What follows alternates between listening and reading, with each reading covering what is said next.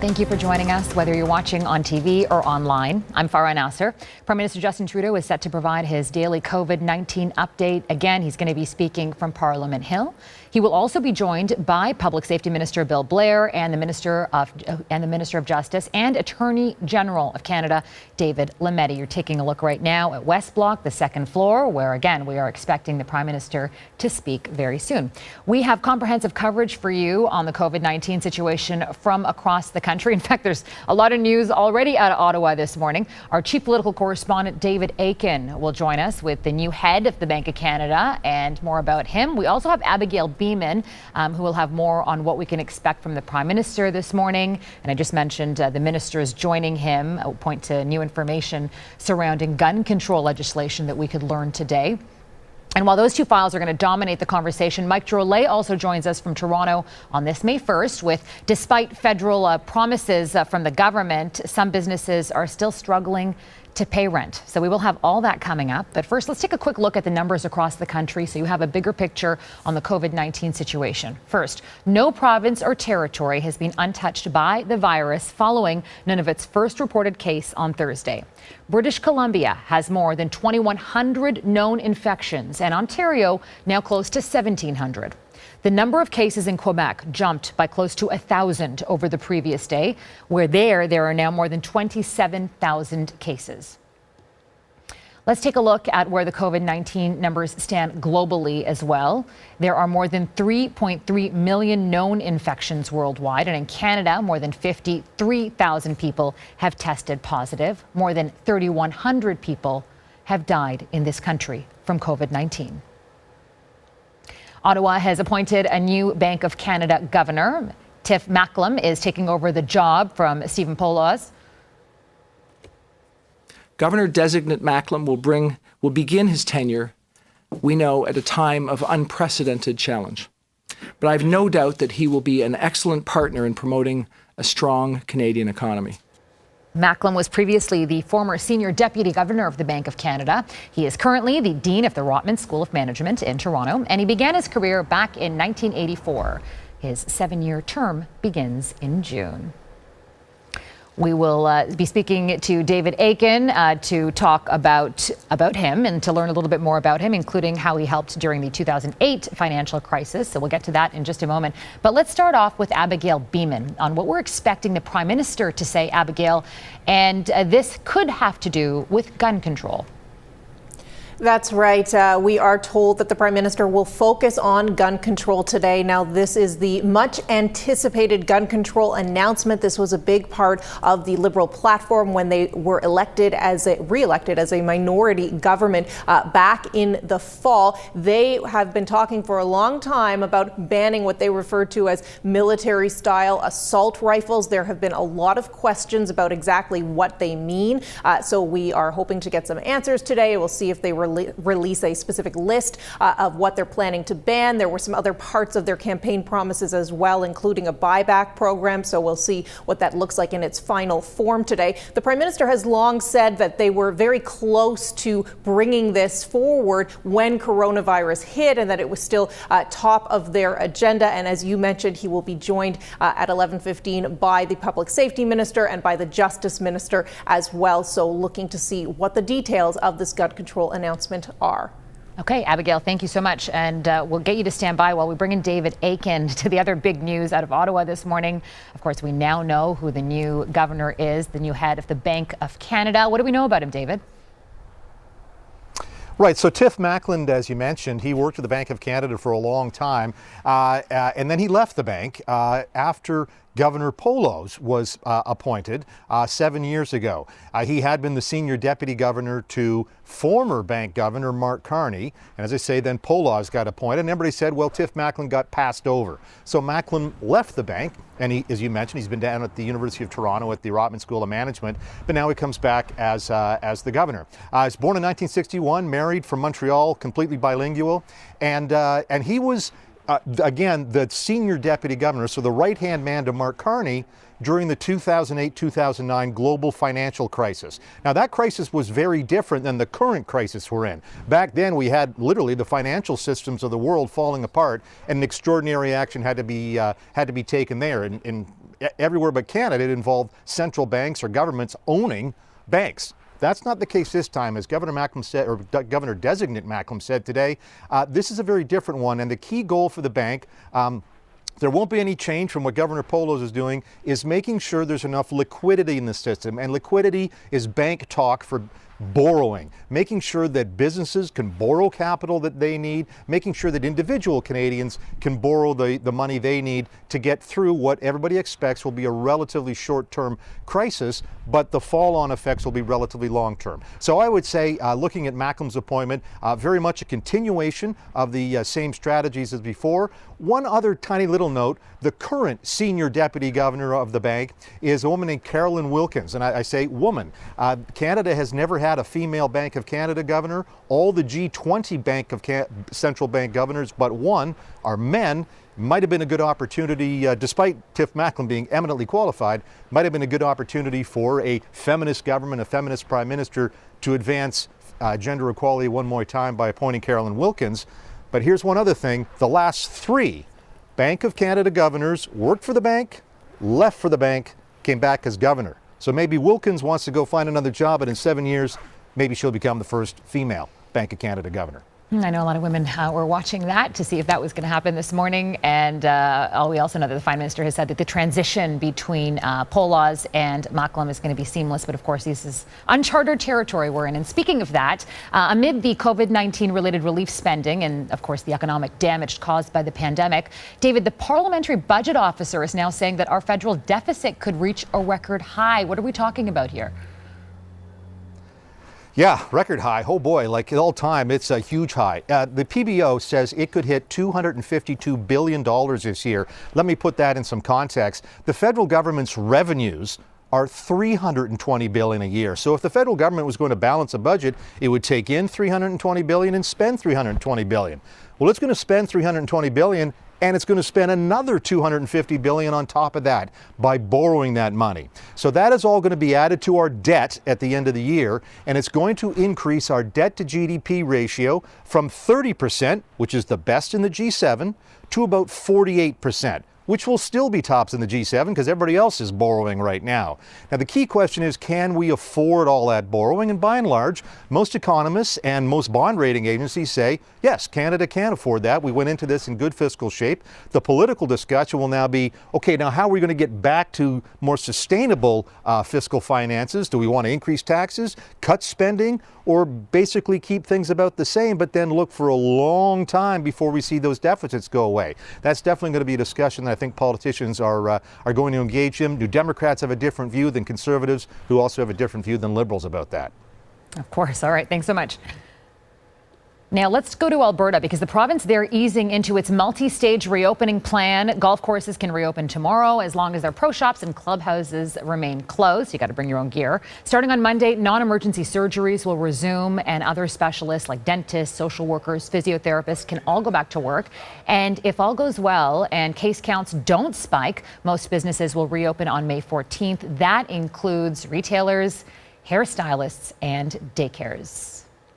Now, Ontario has a plan. It has rules for businesses reopening, but let's bring in Mike Drolet, because the thing that it's missing is a date. So, Mike, talk to us about these guidelines, why there's no date, and when maybe we'll get one, maybe today.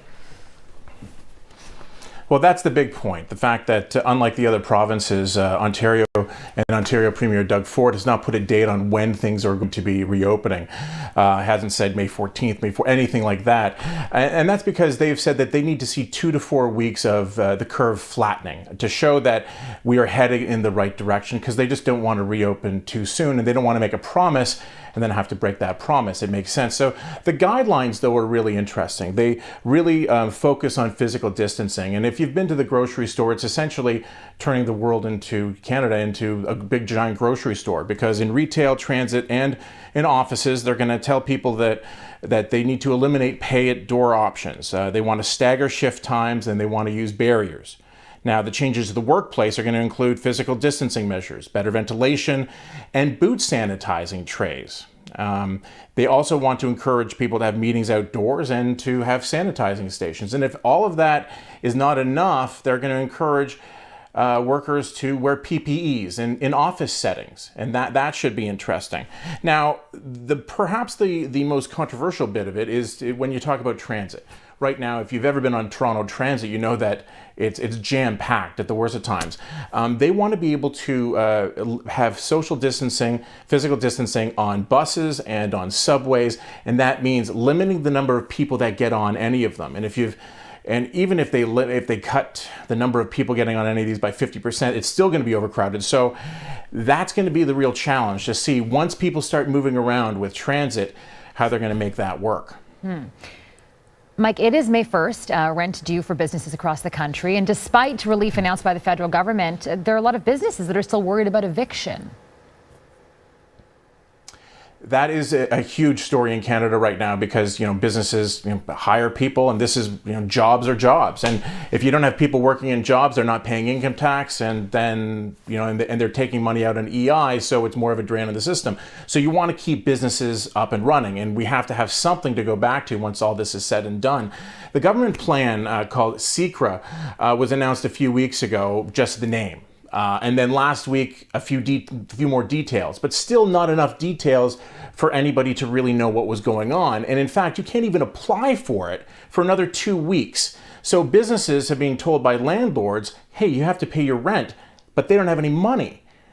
The plan is, as the government has set out, is for landlords to take 25%, the tenants to pay 25%, and then the government will pay 50%, except there's a couple of thresholds. Number one, the business has to have lost over 70% of revenues, and that's really tough.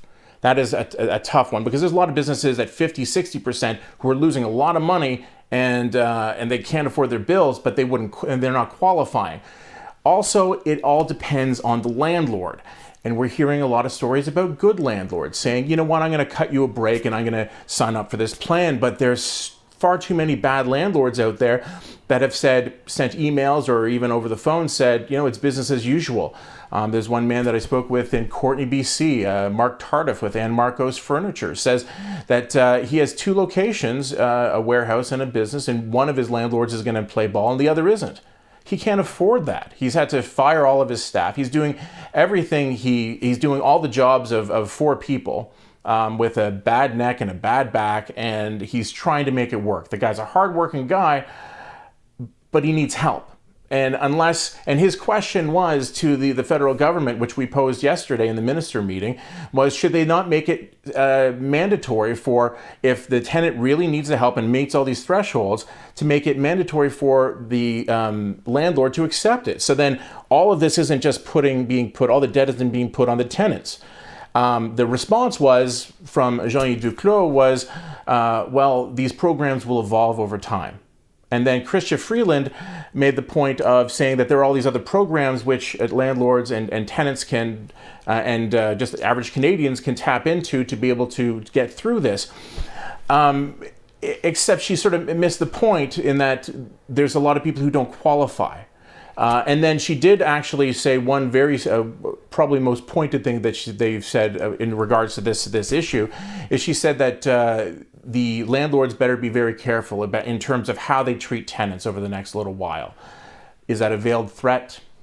Unclear right now. But the one thing that the government isn't doing, and once again, this is actually mandated by, it's governed by the provinces. So the federal government is trying to work with the provinces to make this happen. So it adds a little bit more complexity to the issue. But, a lot of these tenants want to make it mandatory that they can apply for these programs and get them.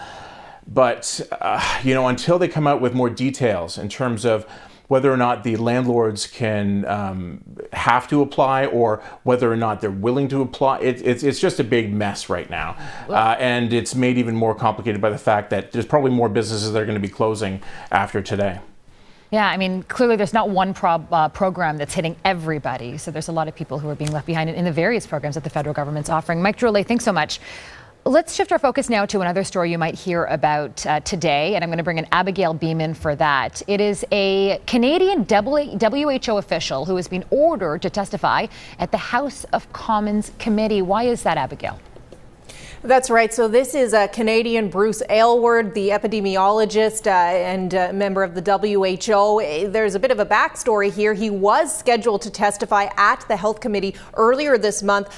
He then canceled that appearance, and there was a lot of pushback about that. And the WHO offered that parliamentarians could submit written questions that they would answer. At a Health Committee meeting, that was just not acceptable to members of all stripes. So all the parties voted unanimously to summon him to testify. It sounds very formal, but it would only apply if Bruce Aylward or when Bruce Aylward steps foot back in Canada. They can't really enforce it otherwise. But it's really here sending a clear message that these MPs expect to have some accountability, expect to have somebody from the WHO answer some questions. They're especially interested in hearing from a Canadian in such a prominent position there. And as you know, there have been a lot of calls for more accountability from the WHO. But that's where this stands. This happened yesterday, that it was a unanimous vote to summon him to testify, but we'll wait and see how that unfolds. Thank you. I'm going to bring in David Aiken now with another news item today, and that is the Conservative leadership race, David. We know that debt and deficit, that's going to take front and center in that race, but we're also learning about fundraising numbers regarding some of the candidates, how much they've raised. What does that tell us? Who's ahead and how tight is this race? Yeah, well, if you thought the race was going to be Peter MacKay running away with it, think again. These are fundraising numbers from the first quarter, and Peter MacKay was on the top of the fundraising numbers, raised about $1 million in the first quarter. But Aaron O'Toole was right there, raising $785,000 in the first quarter. And here's something that perhaps even more interesting: Aaron O'Toole had more donors than Peter MacKay had. So that's very interesting. O'Toole had about 4,200 donors versus 3,400 for Peter MacKay. The other two candidates in the race, Leslyn Lewis and Derek Sloan, each raising around $400,000, $450,000. That's very good. That shows that they do have some substantial support. And so as we move forward toward an August 15th vote, it may not be on one ballot that MacKay runs away with it. It could be two, maybe three ballots. And now we look to who are the second choices for Derek Sloan or Leslyn Lewis, expected to finish third and fourth. Where would their support I'm going to have to interrupt you. There's been some I'm so sorry, David. I'm just going to interrupt you, and Prime Minister is now speaking. Before we get started, I want to take a moment to note the appointment of Tiff Macklem as the next governor of the Bank of Canada. Mr. Macklem, who is currently the Dean of the Rotman School of Management at the University of Toronto, has extensive experience in the global financial system and risk management. With his appointment, the Bank of Canada will be well positioned to help with the economic response and eventual recovery from the COVID-19 pandemic. I also want to note that May 1st marks the beginning of Asian and Jewish Heritage Month. Unfortunately, we've seen a rise in anti-Asian sentiment lately, and this week, 2 more anti-Semitic incidents took place. It's important to celebrate who we are at all times and not give in to hatred or fear. When times are tough, Canadians come together. That is who we are.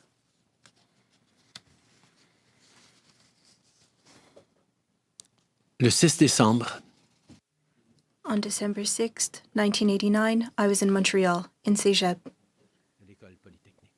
at the bottom of the hill to Polytechnic. I couldn't tell you what I was studying that day, but I will never forget the moment when I heard the first reports of a shooting at Polytechnic.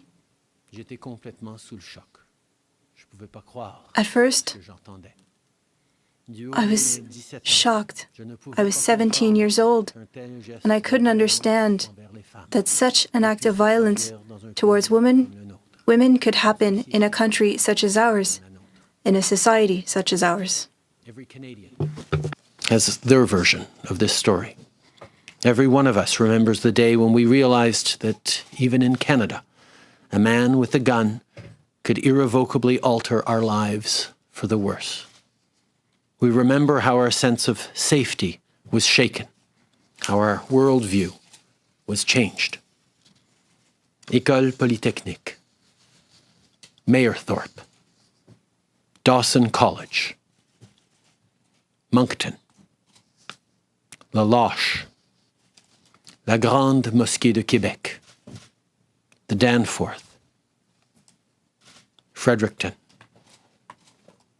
and Cumberland, Colchester, and Hants counties, Nova Scotia. These tragedies reverberate still. They shape our identity.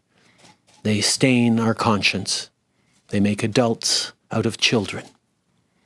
And the heartbreaking truth is they're happening more often than they once did. With each passing year, more families are ripped apart by tragedy. More parents are struggling to explain the inexplicable to their kids. And more teenagers are growing up in a world where gun violence is normalized. It needs to stop. Last week, 22 Canadians were killed in the deadliest rampage in our country's history. They were nurses and teachers, correctional officers and RCMP officers. They were someone's child, someone's best friend, someone's partner. Their families deserve more than thoughts and prayers. Canadians deserve more than thoughts and prayers. Lors des dernières élections, nous nous sommes engagés. During the last elections, we committed to banning assault-style weapons, and we put in place a program to buy back these weapons. We announced our intention to work with the provincial and territorial governments in order to allow municipalities to ban handguns. We also promised to take other measures in order to save lives.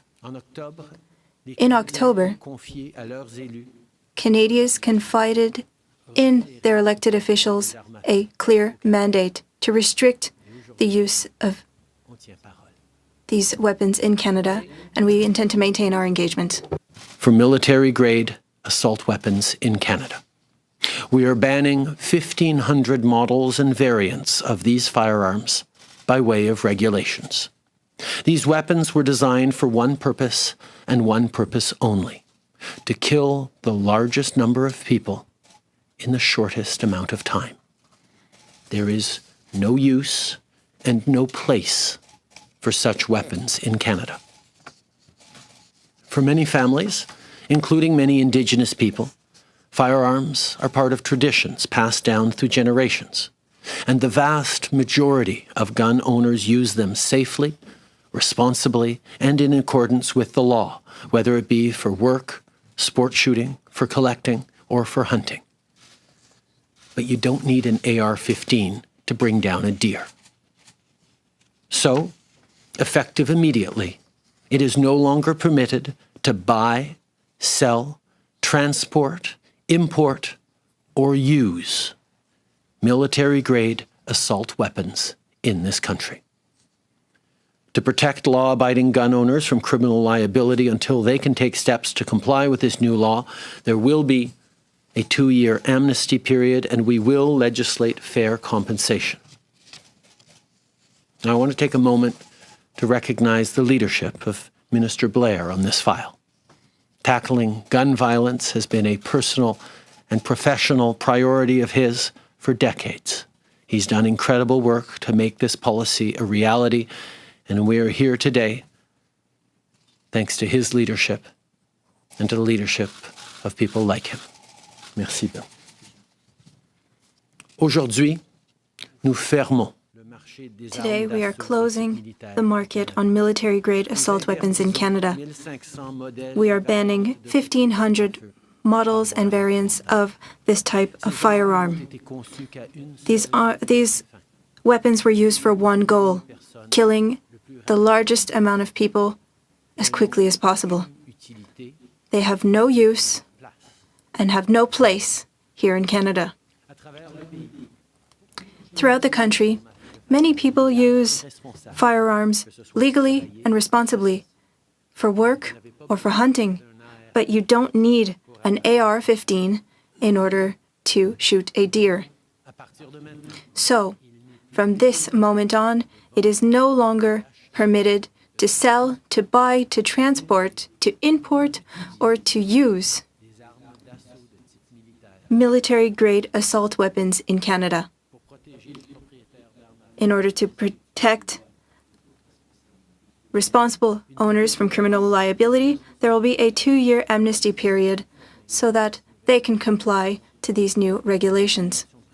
We have the intention of tabling a bill in order to ensure fair compensation shortly. An entire generation of Canadians will remember exactly where they were on Sunday, April 18th, 2020. They will remember how their sense of safety was shaken, how their outlook on the world was forever changed. They will remember the day that they lost some of their innocence. This chapter in our history cannot be rewritten, but what happens next is up to us. We can stick to thoughts and prayers alone, or we can unite as a country and put an end to this. We can decide together that enough is enough. Today's announcement builds on the things we did during our first term. It's the next step. And there is more work ahead to implement this and pass legislation to further strengthen our laws. I've already spoken with the other parliamentary leaders, and I know that we will be able to work together and do even more to keep Canadians safe. Every single Canadian wants to see less gun violence and safer communities. So today, we take another big step forward. Merci beaucoup.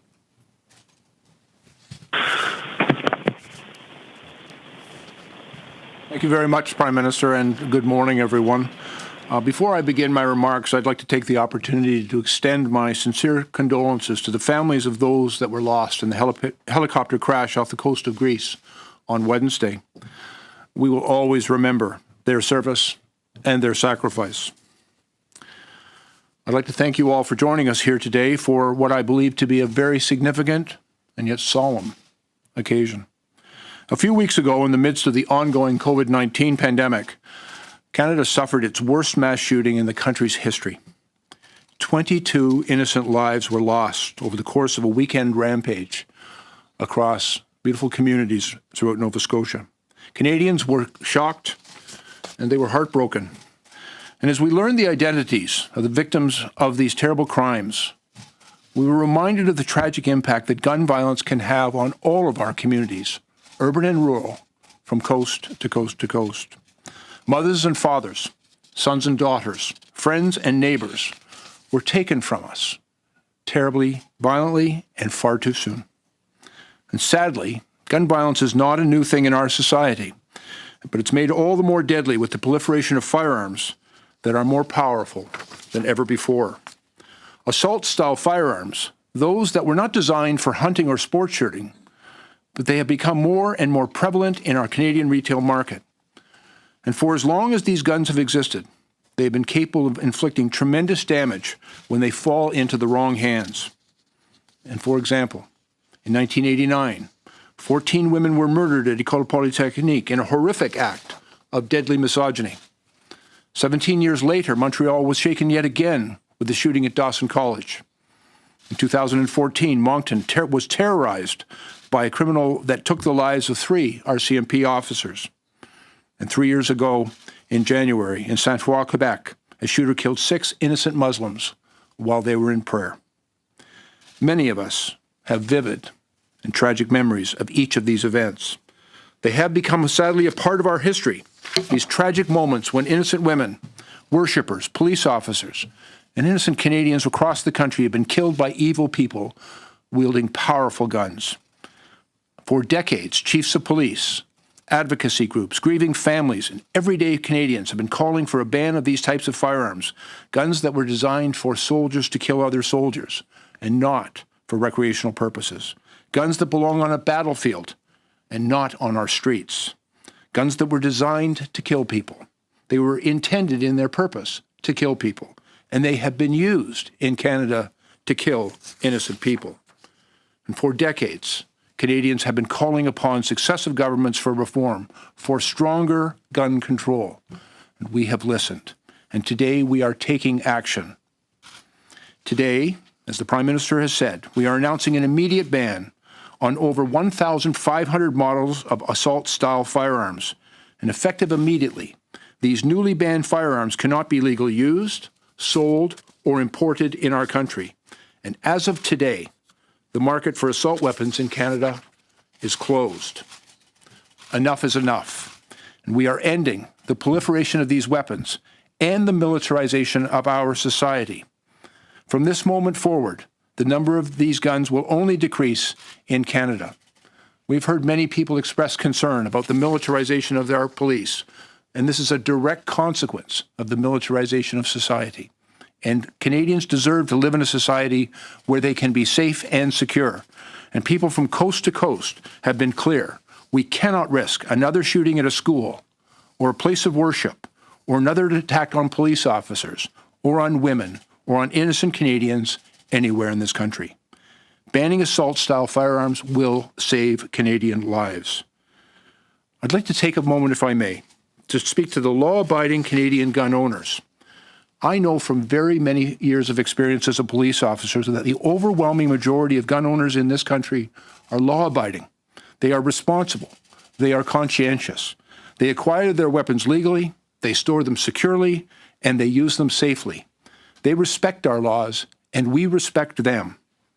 I want to assure hunters and farmers and target shooters in this country that nothing that we are doing today or will do in the future is intended to interfere with this lawful, responsible, and legal activity. However, we are today ending the availability of weapons that were not designed for hunting or for target shooting. They were rather designed for soldiers to kill other soldiers. And while I appreciate that some may feel that these weapons have some recreational value, the tragic reality is that these weapons were designed to kill people and have been used to kill innocent Canadians. Public safety must always be our first priority. And these powerful firearms become deadly weapons when they fall into the wrong hands. Protecting human life must come above all else. These guns have no legitimate civilian purpose. They don't belong in our communities. And I will also say that the banning of these assault weapons is an important step. But let me also acknowledge that we know that there is much more to do. We will introduce legislation at the first opportunity to fulfill our commitments to Canadians, to keep guns out of the hands of criminals, by strengthening our storage laws, by preventing gun trafficking and smuggling. We will bring in greater control of ammunition and magazine capacities. And perhaps most importantly, we will bring in red flag laws that allow law enforcement to remove firearms from dangerous situations to make sure that they don't become deadly. We will empower victims, communities, doctors, families. We will empower Canadians to render their situation safe. And where there is firearms in a situation that could be dangerous, we know that situation can become deadly. And red flag laws will empower us to keep Canadians safe. We will do all of these things. And we will keep working hard to make our streets safer for our kids and grandkids. I would remind us all that over the last 4 years, we have taken real measures to strengthen gun control. We've invested over $327 million to fight gun and gang violence. That meant, for example, more resources for local law enforcement to investigate gang-related activity. It meant funding for projects which were focused on things like keeping kids in school, giving support to victims of human trafficking, and preventing gang recruitment. We brought in Bill C-71, which, among other measures, strengthens background checks to help ensure guns don't end up in the wrong hands. And last year, in the fall, we campaigned on a promise to do more. Today, we are moving forward on our promise and our plan to deliver safer streets and stronger communities for generations to come. Canada can know a future with less gun violence and less tragedy. By taking action today, we can give our kids and our grandkids a better chance at a brighter, safer tomorrow. Thank you all very much.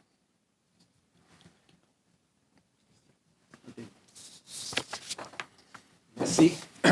Bon matin. Je suis fier d'être. Good morning. I'm proud to be here with my colleagues and the Prime Minister to talk about important measures that we are putting in place. We know that the number of crimes committed with firearms has increased over the past years. In 2017, there were 2,500 additional victims than in 2013. Weapons that were designed for use on the battlefield have made their way into our community and have been used to kill as many people as possible, as quickly as possible. Minister Blair mentioned tragic incidents that live in the mind of all Canadians. mothers and fathers, children, friends, and neighbors whose lives were taken in senseless acts of violence. En tant que Montréalais, mais surtout en tant que père, as a Montrealer, but also as a father of 2 daughters and family member of a former Polytechnic student, I can tell you that the shooting of 14 young women in Polytechnic is very fresh in our collective memory, even 30 years later. Anastasia de Souza, whose promising life was tragically cut short at Dawson College. La tristesse et la terreur que nous avons tous ressentis. We felt sadness and terror, and this allowed us to have a more strict regulation of firearms. The Firearms Act put in place new regulations in 1995. In 2019, Canadians gave us a clear mandate to act. As Minister Blair explained, today we are moving forward with this commitment by announcing an immediate prohibition of over 1,500 makes and models of military-style firearms. Ce sont des armes à feu de calibre militaire. These are military caliber, military-grade firearms that were created in order to have the most victims as quickly as possible. Weapons are effective immediately.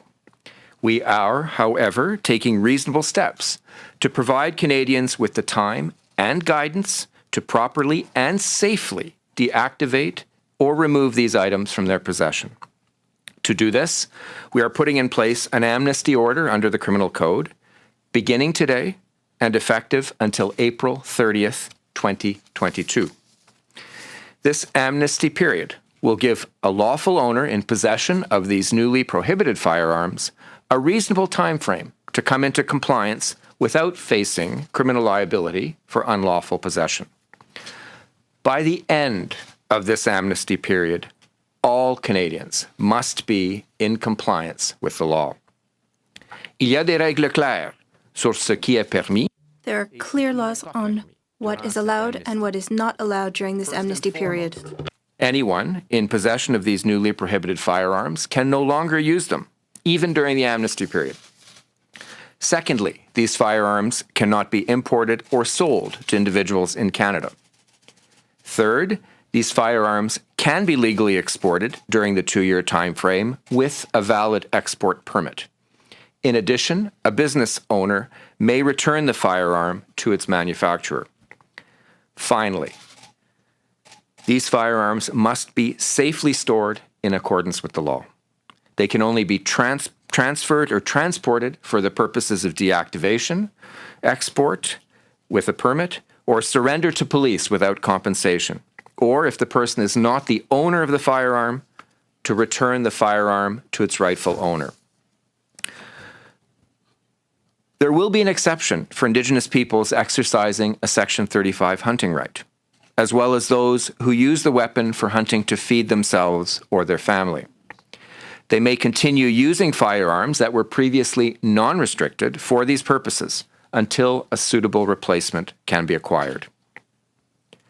We are asking that no one attempt to surrender their firearm while social distancing because of COVID-19 is being practiced.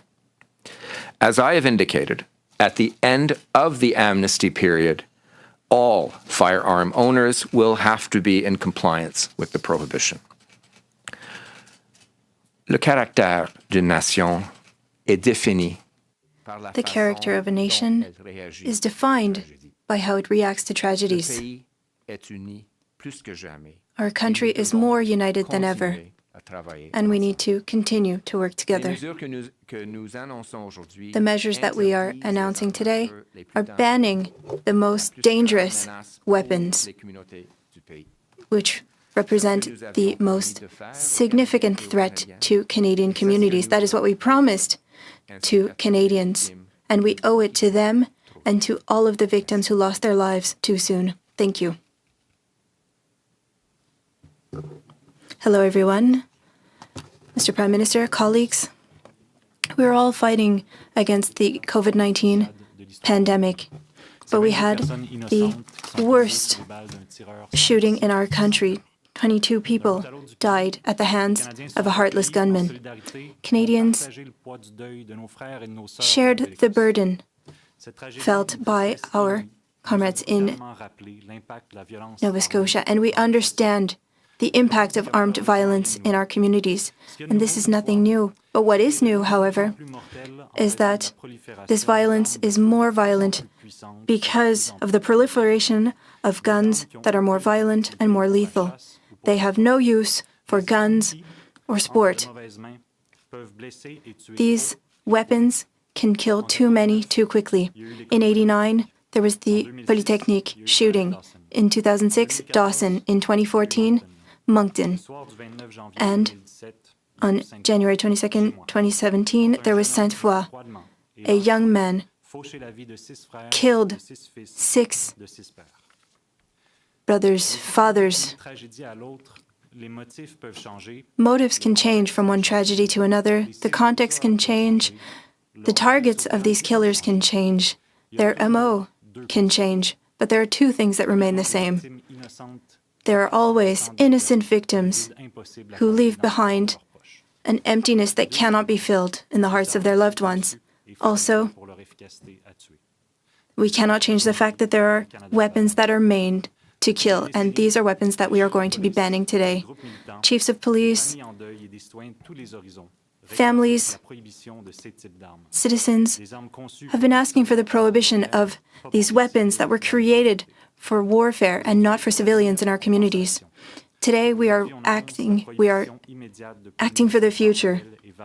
We are banning more than 1,500 types of military-grade assault weapons. Today marks the end of the market for these weapons. But before moving forward with this, we need to remind everyone that most gun owners in Canada are law-abiding gun owners and take all the measures necessary to ensure that their weapons are used and kept securely. However, these weapons are deadly and pose too great a risk when they fall into the hands of the wrong people, and the safety of the public is paramount. The measures that we are putting in place today will save lives. We also know that a ban is a part of the equation to reduce armed violence in Canada. We also need to take on contraband of these weapons, of handguns. We need to take on street gangs. We need to invest in prevention. And we need to have more education, more support in mental health. The work has started, and we are going to continue it. We started by investing $327 million over 5 years to counter gang and gun violence. We will be adopting C-71 that verifies the criminal history of buyers to make sure that weapons do not fall into the wrong hands. And today, we are going one step further, one significant step further, a historic step further that will save lives and make our societies safer for all. Thank you. Good morning. I grew up on a farm in northern Alberta. We had guns on our farm, and we still do, as on many farms across our country. If there were bears around, my dad would keep a gun in his truck. And sometimes he'd hunt prairie chickens on his way home for supper. And you know what? Neither my dad nor any other farmer I knew then, or have known since, owned an assault rifle or an assault-style rifle. And that's because those weapons are not for hunting. They aren't for shooting a prairie chicken or scaring off a bear. They're designed for only one purpose: to kill people and to look like they can kill people. Lorsque nous réfléchissons When we reflect on the massacre of the 14 women at Polytechnique, or the shooting at Dawson, or at the horrible tragedy that occurred in Nova Scotia at Portapique 12 days ago, this reinforces our determination. the massacre of 14 women at the École Polytechnique in 1989, or the Dawson College shooting in 2006, or the horrible tragedy in Portapique, Nova Scotia, just 12 days ago, those heinous acts strengthen our resolve. And that resolve is to close the gaps in our gun control laws and to keep the most dangerous firearms out of civilian hands. We neither need nor want such weapons in our homes, in our pickups, in our communities, or on our streets. These guns make it easier to commit mass murder. And the culture around their fetishization makes our country inherently more dangerous for the people most vulnerable. And that is women and girls. Chaque femme et chaque fille qui nous écoute. To all the women and girls, they all have a story to tell about a moment where they felt vulnerable or in danger. It is unacceptable that in 2020, that gender is still a factor that determines whether or not you feel safe at home and in your community. Every woman and girl listening today remembers a time when she was made to feel unsafe, vulnerable, or in harm's way. We all know what that's like. It's unacceptable that in 2020, gender continues to be a determining factor in whether you feel safe in your home or on your street. During this pandemic, we are particularly concerned about the rise in gender-based and domestic violence. Frontline organizations have seen a surge in appeals from women and children fleeing violence. British Columbia's Battered Women's Support Services has received 300% more calls since the beginning of the pandemic. A Toronto-based shelter has seen a 400% increase in demand for shelter. And unfortunately, this isn't new. From 2010 to 2015, according to statistics compiled by the Canadian Domestic Homicide Prevention Initiative, there were 418 cases of domestic homicide in Canada, with 476 victims. Of the 427 adult victims, 79% were women. Let that number sink in. In 2019, according to the Canadian Femicide Observatory for Justice and Accountability, 118 women and girls died violently in Canada. On average, 1 every 3 days. Again, let that number sink in. Nous savons également que la We also know that the availability of these firearms is a danger to vulnerable populations like women, queer and trans folk, Indigenous people, and people of color. Women, girls, two-spirited, people who were assassinated or missing are one of the most significant examples. And it's a clear tragedy because of the violence in our country. Assault-style weapons puts vulnerable populations, women, queer and trans people, Indigenous people, and people of color at particular risk. The missing and murdered Indigenous women, girls, and two-spirited people are, for me, one of the starkest and most tragic examples of systemic violence in our society.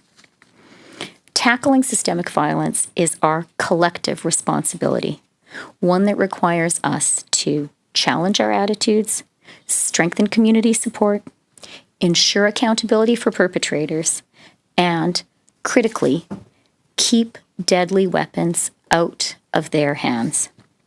La féminicide est un fléau dans notre... Femicide is a serious problem in our society, and we need to put an end to it. Has long been a scourge in our society. It remains a scourge. We must stop it. In saying no to assault-style weapons, we are putting feminist ideas into practice. We are acting to ensure that our sisters, our mothers, our grandmothers, our daughters, and we ourselves, indeed, that all women who have been victimized, frightened, threatened, harmed, brutalized, and killed by gun violence have not suffered in vain. Enough is enough. Assez, c'est assez. Enough is enough. Thank you. Madame la vice-première. Thank you. Question period, starting with the phone. Operator? Merci. Première question, Michel Lamarche, TVA Nouvelles. À vous. Oui, bonjour. Question. Yes, I have a question for Mr. Trudeau regarding the emergency plan on COVID-19. We're receiving lots of emails from seniors saying that they are suffering, that they need financial assistance. When will there be a plan to help seniors? They are waiting for this. Protecting the most vulnerable in this crisis has always been one of our priorities. And we know that seniors are more vulnerable to COVID-19. That is why, from the beginning, we took measures to help our seniors. But indeed, we do have more to do. We are working with the other parties, and we are working with people in the field in order to send help to the most vulnerable seniors, and we will be doing so shortly. Protecting the most vulnerable has always been an essential element and the core of our response to COVID-19. And obviously, our seniors, our elders, are particularly vulnerable to COVID-19. That's why we put forward a number of measures from the beginning, but why we will continue to work on supporting our vulnerable seniors. Donc, une précision là-dessus. So, another question. Can we expect a plan next week? And I have a question regarding the CERB. There are companies that aren't finding people to work because people are continuing to apply for CERB. It is more beneficial for them. Are you going to try to do something to help these entrepreneurs? Answer. Our priority is to ensure the health and safety of Canadians against COVID-19. That is why we put in place measures to encourage people to stay home, to protect themselves. And we want to protect our healthcare workers. We want, through these measures, to regain control in our country. Our next steps will be to examine how to reopen the economy, and we want to make sure that people can work safely, and we will do so. Thank you. Operator, next question. Thank you. Merci. Next question, Charlie Pinkerton, iPolitics. Line open. Good morning, Prime Minister. Will you explain how what your government is announcing today, how it will implement it without passing new legislation through Parliament?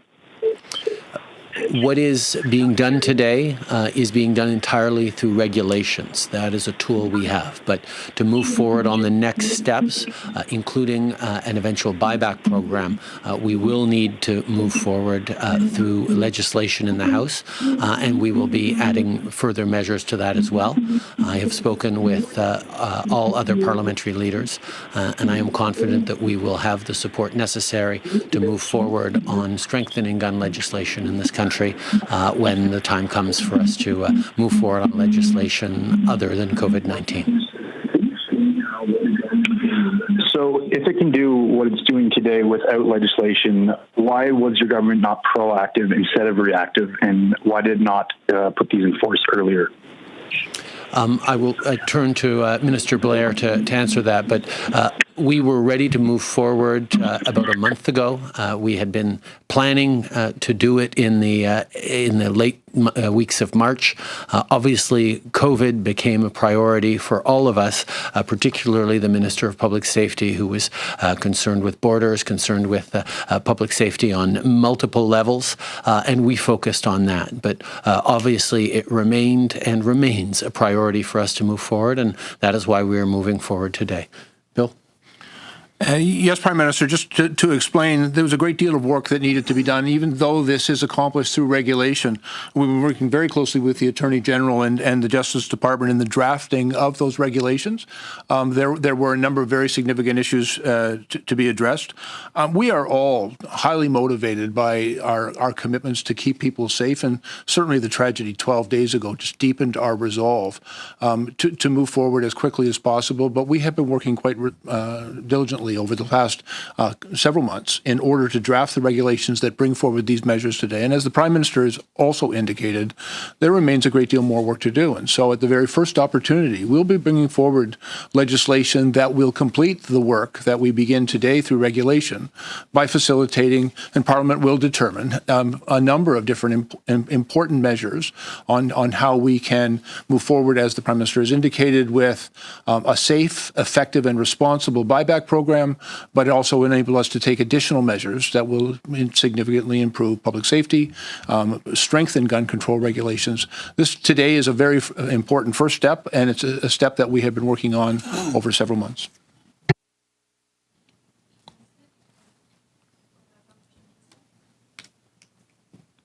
Opérateur, prochaine question. Thank you. Merci. Prochaine question, Catherine Lévesque, La Presse canadienne. À vous. Oui, bonjour. Question. Yes, hello, Mr. Trudeau. I have a question regarding the timing of this announcement. We are today May 1st. Canadians are wondering whether or not they will be able to pay their bills. Small businesses are wondering whether or not they will even be able to survive. Why did you think that it would be a good moment to announce these measures on assault weapons? Even during this pandemic, even though society has slowed down or stopped, we have noticed the impacts of firearms. We noticed that 12 days ago. That is why it's always a good time to go forward with ensuring the safety of Canadians. We've been working hard for weeks to keep Canadians safe through COVID-19, but there are other things that need to be done, and that is why we moved forward with increased gun control, and that is why we are banning military-grade assault weapons.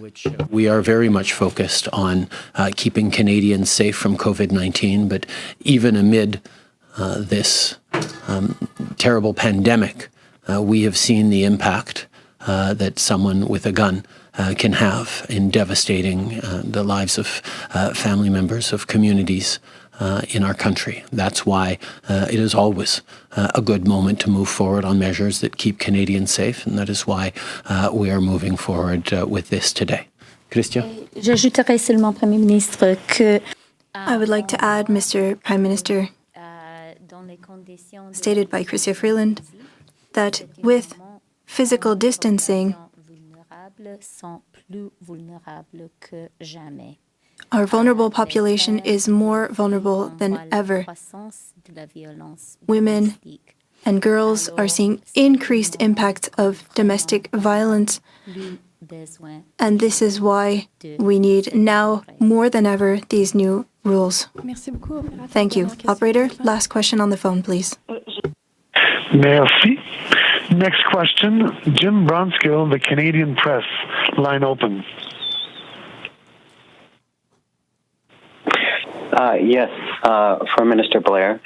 Some say that one of the steps that must be taken to ensure that guns remain out of the hands of the people who should not have them are better screening and enforcement of prohibition orders when there are flags that someone should not have a gun due to mental illness or criminal history, and that there's now quite a range of discretion among officials in the justice system to whether to enact such a prohibition. Will the government move on that factor?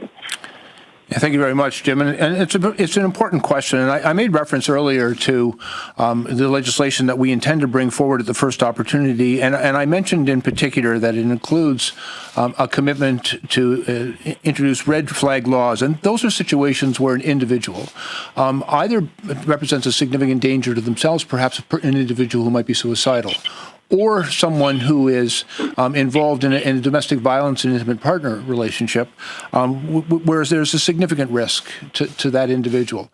And we have also seen, unfortunately, people in our society who are advocating hate and advocating violence against religious minorities or women or other vulnerable populations. And so we want to make sure that we have the tools to enable not just the police, but society, to victims, advocates, parents, teachers, to take the steps that are necessary to render that situation safe. And that's to remove firearms from that potentially dangerous situation and also to suspend that individual's ability to get access to guns. There is work that we have done in Bill C-71 to strengthen background checks to make sure that individuals who should not have access to firearms don't get them. But we are going to take additional steps to keep them safe. Those prohibition orders, to be effective, have to be respected and they have to be enforced. And there has to be consequences for those who don't obey them. And that's why we are intending to strengthen our gun control and our gun laws to keep Canadians safe. Just a quick follow-up. There's been some discussion about how the C-71 provisions, some key elements have not yet come into force. Can you give us a timeline for that? I realize COVID-19 may have disrupted that, and that I understood there were budgetary considerations and other factors why they may not be in place yet. But can you give us a timeline for the taking of effect of the provisions in C-71? Yeah, of course, Jim. And I will tell you, C-71 was a very significant step forward in our last parliament by our government to introduce legislation that will have a very positive effect in keeping people safe. And there remain a number of elements of C-71 which we are in the process of implementing, and they are important. Notwithstanding that we have been very occupied, obviously, in our response to COVID-19, that response has been entirely about keeping Canadians safe. And unfortunately, during this particular pandemic, we have not, although we've seen a change in a lot of society and even a reduction in a number of different types of crimes, we have not seen a reduction in gun violence. We have not seen a reduction in domestic violence. And in fact, because of some of the social distancing and social isolation rules that are in place, that risk, that potential harm has actually been exacerbated. And so we're highly motivated to move forward. Let me assure you and all Canadians, the implementation of those important measures on Bill C-71 remain a high priority for us. There is much that we are working on now towards implementation. There are some additional budgetary measures that will need to be implemented, and that will require the consent of Parliament. But when we're ready, we'll move forward as quickly as possible. Bonjour, M. Trudeau, Louis Blouin de Radio-Canada. Selon les informations dont on dispose... Louis Blouin from Radio-Canada. Your government did not opt for a mandatory buyback program. That means that weapons that are targeted today could still be found in private residences. How will you ensure that these weapons will not be used to commit a violent crime? All buyback programs will need to be made into bills, and so we will have to work with the other parties, with different groups throughout the country to make sure that this buyback program be the best one, that it be fair, and we want it to have the necessary impact. Things are still being ironed out. Today's announcement means that from now on, military-grade assault weapons cannot be used in Canada, and the next steps still need to be ironed out. The measures we took today ensure that the use, the purchase, the sale of military-style assault weapons in this country end today. The numbers of those military-style assault weapons in this country will only go down from here. Designing an appropriate and fair and effective buyback program is something that we will do as part of a legislative requirement, and we will therefore be working with other parties in the House, with stakeholders across the country, to ensure that it is done right, to be both effective and impactful in keeping Canadians safe. Donc, juste pour être certain, vous n'êtes pas encore... Question. So, you don't know whether or not if it'll be mandatory. Also, are you going to review the classification of weapons so that a manufacturer cannot create a new model that would go to market and that would circumvent the list that you put forward today?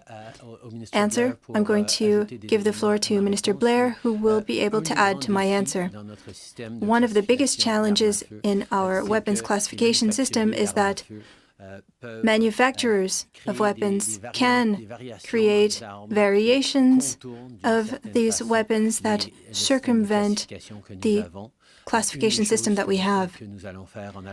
One of the things that we're going to do moving forward is to ensure that this classification system be constantly updated.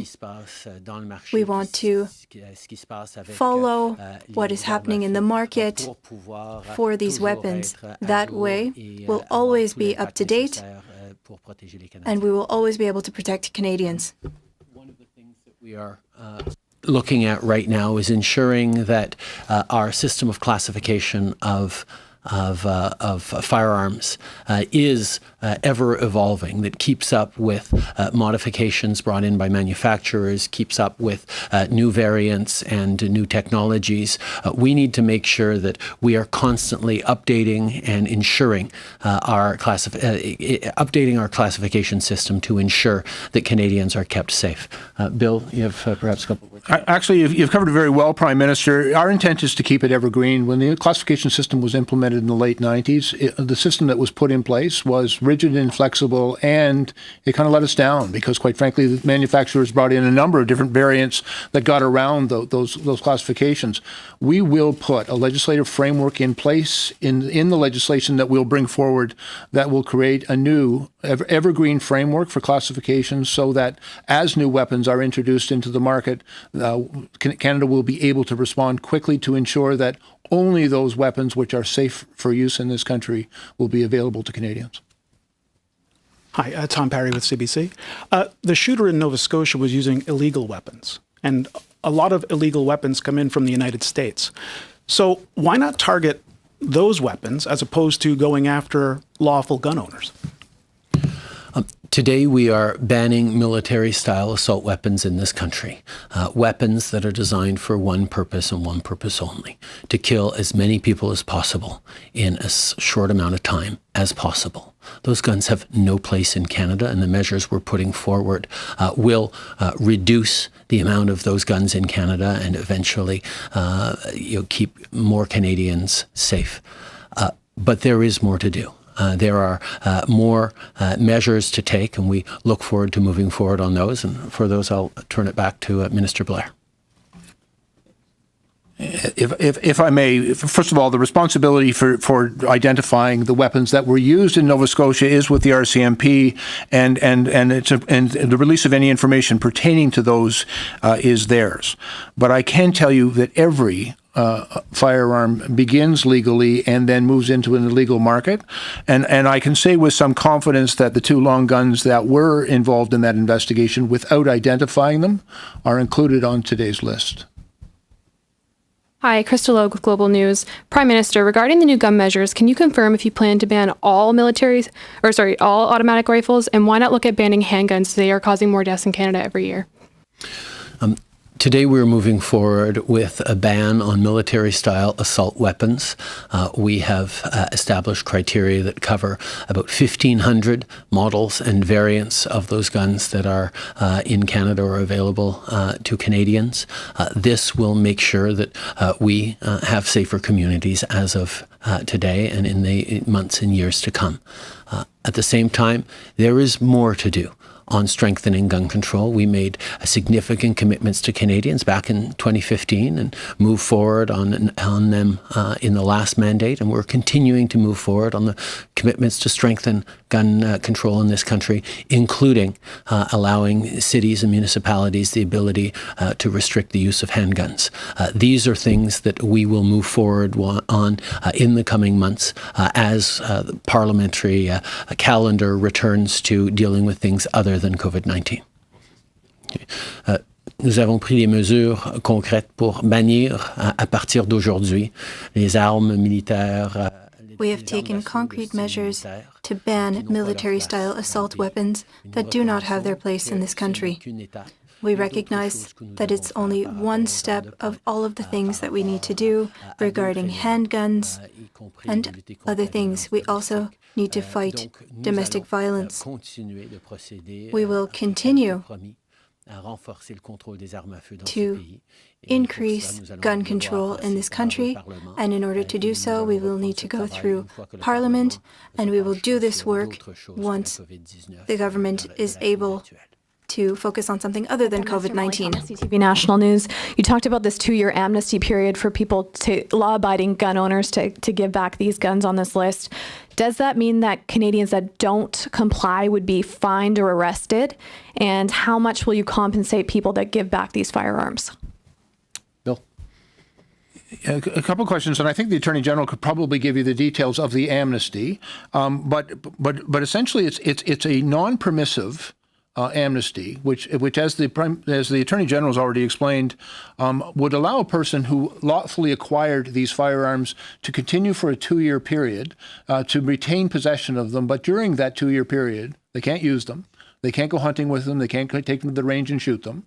They can't sell them or transfer them. It is very restrictive on what they can actually do with the weapon, and it will have to be stored securely in a properly approved vault during that period of time. The 2-year period of amnesty enables us to bring forward legislation that with a safe and effective buyback program that will allow those individuals who lawfully acquire these things. One of the things we're trying to avoid, the Canadians who purchased these guns did so legally. And we did not want to create a situation by prohibiting them all moving forward of putting those people in criminal jeopardy. And so we have implemented a period of amnesty to allow us to bring forward legislation and a program that will enable those Canadians who originally purchased these guns to dispose of them and not to put themselves be placed in a position of criminal jeopardy. You know, as I said, we respect Canadians who obey the law, and the law quite appropriately is now changed. And so we will do the work necessary and work with them to bring them into a lawful situation, and for all Canadians, a safer situation by the elimination of these weapons in our society. Thank you. The standard criminal code provisions still apply. This is a regulation that derives from the criminal code. So the same structure, fines and penalties that exist for other firearms violations exist here. That hasn't changed. The amnesty is also a regulation that does give that non-permissive period where one can, in a very limited way, transport the weapons for certain reasons, but otherwise can't use them. Compensation? That will be determined, as we've said, through a buyback program that we'll have to do through Parliament. I mean, that requires a budget, that requires a law, and so we will require the usual parliamentary processes and safeguards, I might add, moving forward, again, with the cooperation and collaboration of our partners in the House of Commons. It's May 1st, hard to believe, but it is May 1st, and rent is due for Canadians across the country. We know that the CERB has helped many people, but they have to choose, especially in big cities, Prime Minister, between do I pay my rent or do I get groceries this month? It's just not enough. I know this is provincial jurisdiction, but your government has stepped in for commercial renters here. Is there anything more you can do to help regular Canadian renters out there who can't pay their bills today? From the very first, our focus through this COVID-19 crisis has been ensuring that Canadians who are vulnerable because of a loss of a paycheck or loss of a job, who don't have money coming in to be able to pay their rent or pay their groceries, get a reliable source of income. And that's why we move forward with the Canada Emergency Response Benefit. That's why we are moving forward with the Canada Emergency Wage Subsidy, so that people actually can rely on money coming in to pay their everyday needs, which include groceries and rent. We have moved forward with commercial rent support for businesses because businesses, we need them to be able to come back strongly after this pandemic is through, or after this phase of the lockdown is through. But we recognize that this is a difficult time for everyone, and we are looking to try and help. But the CERB and the wage subsidy will go a significant distance towards helping many Canadians get through this difficult time. Sure. Christian? Yeah, the only thing that I would add, it's a really good question. And I think it's also important for landlords to understand that these are exceptional times in our country. And now is a time for all Canadians to stick together and support each other. So if you have a tenant who has lost income because of coronavirus, now is a time to be really compassionate. That is the way that you support your neighbors and your country in this difficult time.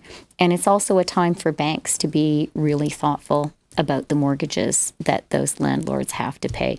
We're going to get through this, and we will get through it by supporting each other and acting together.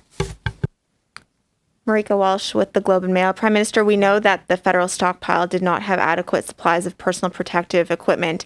I'm wondering what Canadians and medical workers should be able to expect from the stockpile for the next pandemic. The national stockpile is in place to supplement the stockpiles that provinces need to have across the country to deal with emergencies that could arise. As we've seen through this pandemic, both at the provincial level and the national level, we should have had more. We needed to have more. That's why we've been working so incredibly hard over these past weeks to source personal protective equipment and necessary medical supplies from around the world. And we have largely been successful in meeting the need of Canadians right across the country. But it took an awful lot of scrambling, an awful lot of effort that ideally wouldn't have had to happen. So there are certainly lessons to be learned going forward as we ensure that stockpiles are adequate, both at the provincial and the federal level. And that'll be certainly one of the things that has been learned through this pandemic. On top of that, in terms of domestic procurement, we are seeing local manufacturers, domestic manufacturers, step up in significant ways to ensure that we have the equipment needed, not just for medical professionals on the front lines now, but as we look towards a reopening economy that will require more PPE across many sectors. So what does that actually mean as for your federal commitment? Does that mean you will stockpile it for a certain number of weeks going forward? Will you mandate this? Will you put it into legislation? What are you actually committing it will look like going forward? Right now, our commitment is to help Canadians going through this pandemic right now with the equipment they need, with the support they need, and our focus is entirely on filling those needs as quickly as possible. There will, of course, need to be very careful reflections about how we make sure that if this ever happens again, we are much better prepared. That is something that we are all going to be committed to. It is something that Canadians will expect and something that this government will do. Merci beaucoup. C'est ce qui m'a fait la conférence de presse d'aujourd'hui. Thank you. That concludes today's press conference. Thank you. All right, a big announcement from the federal government today on the banning of assault-style weapons, different varieties, 1,500 different models of these types of weapons. We're going to bring in our global news correspondents now. Again, David Aiken, Abigail Beeman, they join us from our nation's capital. Mike Drolet joins us from his home in Toronto. Mike has also reported on several mass shootings here in Canada and south of the border. I want to get to each one of your takes because there's still a lot of questions surrounding this move. And we're going to start with Abigail. Abigail, the opposition has already reacted to this. What is Andrew Scheer saying? Right. So Andrew Scheer has already issued a statement. As you say, they're not happy with the Prime Minister's move to enact this ban through regulation and not through legislation, where it would need to be debated in the House of Commons. And as you know, this is a minority Liberal government. The Prime Minister has talked many times about the importance of working with other parties in this situation. But here he's enacted this ban effective immediately without actually bringing it to the House of Commons for debate. Now, parts of what were announced today in terms of plans for the future will come to the House of Commons for legislation, according to the Prime Minister. A big piece of that is the buyback program that is promised. So the government is giving a 2-year amnesty for people who own these weapons that they already have in their possession. A government backgrounder that came out suggested that there are 100,000 of them in Canada. So there's going to be this 2-year amnesty where you can't use the weapons. You cannot sell them within Canada. You can export them if you have the proper permit. But in terms of what happens for a buyback program, that's something that's going to be debated in the House of Commons and move forward with legislation. I was listening when the Prime Minister was asked a couple of times whether that buyback program would be mandatory. So what happens if you don't sell that weapon back to the government? Is that illegal? And he didn't really clearly answer in that case what would happen. So pieces here moving through legislation. The Public Safety Minister also speaking about red flag legislation, so stricter controls for people who would potentially be a problem to own a gun. The Conservatives in their statement are also calling for a smuggling task force through the CBSA at the border to address guns that are crossing the border. That wasn't mentioned in the Prime Minister's plan today. So as you say, still a lot of questions here. Let's bring in David Aiken. And David, you know, we heard one of our global news producers asking a question that a lot of people have. Why not a handgun ban, as we see the number of handgun deaths in big cities especially going up every single year? What other questions stood out for you? Yeah, I thought that was the big one. That's our producer, Chris Lowe. Good question to the Prime Minister. He promised in the election campaign, and he did it. I remember I was with him on the trail. He was standing at the Danforth in Toronto, where we saw that shooting a couple of years ago, and promised that he would give the power to mayors, and I know Toronto Mayor John Tory was keen about this, to allow mayors of cities to ban handguns. And it's true, handguns kill more people than long guns. Handguns kill way more people than some of these automatic weapons. So that's the first thing, is that really is more of the problem than anything else. Another thing too as well is, as the Prime Minister was asked, the weapons that have been used in many of these mass shootings, including in the one in Nova Scotia, were either used by someone who was not a legal gun owner. That is, as far as we know, in the situation in Nova Scotia, he did not have the appropriate firearms certificate, or they're illegal guns. They're not lawfully acquired guns. Now, Bill Blair, the Public Safety Minister, said, sure enough, a legal gun begins, or any gun begins as a legal gun and turns into a lawful gun. But you're going to hear the Conservatives say it's illegal guns that end up killing people. And finally, the third point is, what's going to happen now is there'll be a series of regulations. Cabinet can ban a specific model by regulation. It needs legislation for banning the whole class of guns and enacting this buyback. So what happens with regulations? You heard Bill Blair, the Public Safety Minister, talk about this. It's kind of like playing whack-a-mole. The cabinet says we're going to ban this model, boom, and the manufacturers go, okay, well, we'll modify it and sell it as this model. Cabinet bans that model, the manufacturers tweak it, and they sell it as this model. So that could be a problem still, that some of these weapons that the government is trying to ban will just get modified by manufacturers and still show up as lawful, legal guns. Yeah, a lot of questions there, and that's a good point that you're making. Let's bring in Mike Drolet. As I mentioned, Mike's covered a lot of tragedies in our country. And Mike, you know, the Minister Blair said today that this was a plan all along, but what happened in Nova Scotia deepened the government's resolve to get this done. Let's focus a bit more, I know David mentioned it, but more on the illegal guns that are used in these type of tragedies. What stood out to you and what wasn't answered? Well, I'm actually mostly curious about what's going to happen with when they do this buyback. I mean, every time we've done any of these stories, anytime we've seen one of these giant shootings happens. I was at Sandy Hook in Connecticut, Virginia Tech, obviously the Danforth. I mean, just to name a few, you end up getting so much pushback from gun owners, and they say, yes, you know what? It's illegal guns. It's guns that have been brought in from the States, and you know, the legal gun owners always push back and say, you know, why don't you come shooting with me and I'll show you just how much fun they are and how I'm not the problem. Of course, that is part of the problem, is the fact that there's so many guns out there, and you know, you can't legislate for just a few people. You have to legislate for everyone, and that is going to be really interesting to see. I mean, we hear in the States, whenever they talk about gun control, the pushback is extreme. Whether or not we're going to get that here, I'm not sure if to that same extent, but in the months, the weeks and months to come, that is going to be really something to watch for. Let's talk about the enforcement piece a bit more. And David, I'm hoping you can help me with that. How is this expected to be enforced and implemented?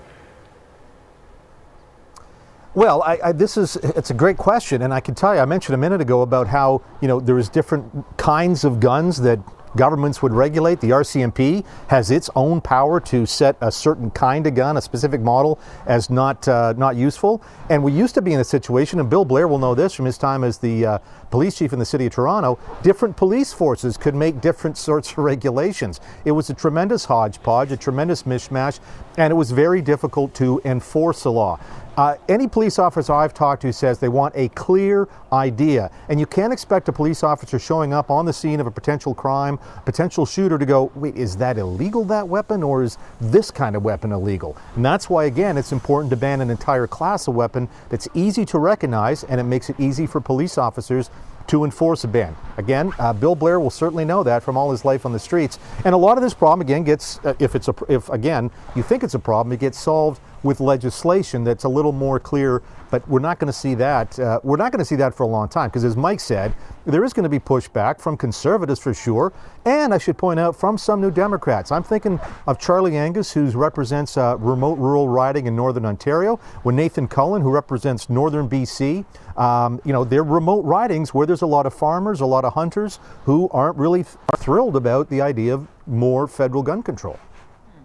And when we're talking about other moves, like the Prime Minister said today, the focus is obviously on COVID. And right now, that's what the calendar, everything is about COVID-19 and our reaction to that. But then he said, once that's kind of off the calendar, then we can talk about the buyback program, the handgun ban. But do we have any idea what that timeline could even look like, David? Well, so here's what the current parliamentary sort of terms of engagement are.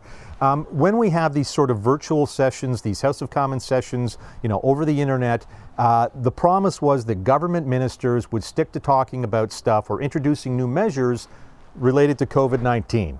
But whenever the House of Commons has convened and you know, is sitting in its proper format, and that seems to be now about once a week, the government can introduce legislation, but there's no way they're going to get unanimous consent to try to pass that legislation without all consent of parties. And again, the Conservatives are not going to let a gun control bill pass without the entire full regalia of Parliament going over it. That means witnesses, that means committee hearings, full studies, and we're not going to get to that point where we can get Parliament, sort of the full Parliament experience for quite some time. So in that sense, there could be, again, legislation tabled, but it is going to be a long time before we have the ability, or a longer time in any event, before Parliament will have the chance to give it the scrutiny that I think many in Parliament would like to give it. And again, it's not just the Conservatives, it will be some NDP, and I should say BQ MPs, who represent rural and remote ridings.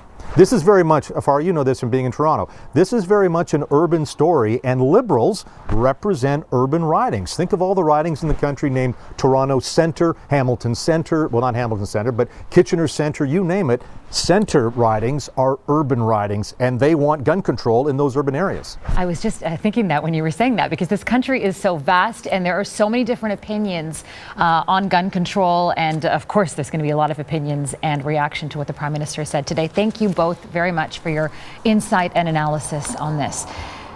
Now, just to recap and to bring you up to speed, the Prime Minister, as you know now, has announced a move to ban assault-style weapons, saying every one of us remembers the day when we realized that in Canada, a man with a gun could irrevocably alter our lives for the worst. Effective immediately, it is no longer legal to buy, sell, transport, import, or use 1,500 models of military-grade assault weapons. There will be a 2-year amnesty for current gun owners. That's to give them time to comply with the legislation. And you cannot, I should say, use these weapons during that time. Conservative leader Andrew Scheer is reacting to the news. We have full coverage on globalnews.ca and on Global News this evening.